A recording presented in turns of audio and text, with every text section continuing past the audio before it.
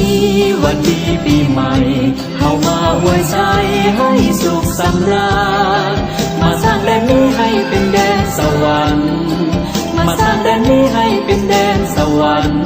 มาฟ้อนรำกันฉลองวันปีใหม่ความทุกข์ที่เคยประสบก็อย่าได้โทษผ่านอีกต่อไป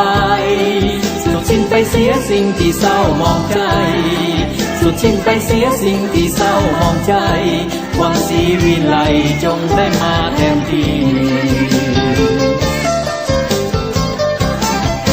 เฮฮาหัวยิ้มเพื่อนเอ๋ยอย่าโศกไปเลยครั้งเดียว1 ปี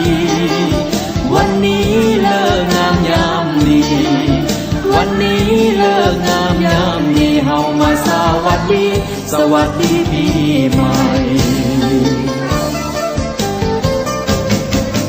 หากใครเจ็บช้ำขมขื่นจงได้ราบรื่นชื่นสุขต่อไปหากได้สุขแล้วขออย่าแคล้วคลาดไปหากได้สุขแล้วขออย่าแคล้วคลาดไปเขาขอไว้ใจให้ทุกท่านโชคดี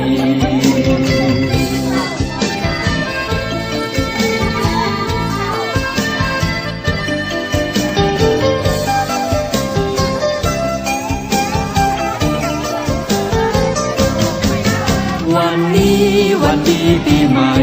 เข้ามาอวยชัยให้สุขสำราญมาสร้างแดนนี้ให้เป็นแดนสวรรค์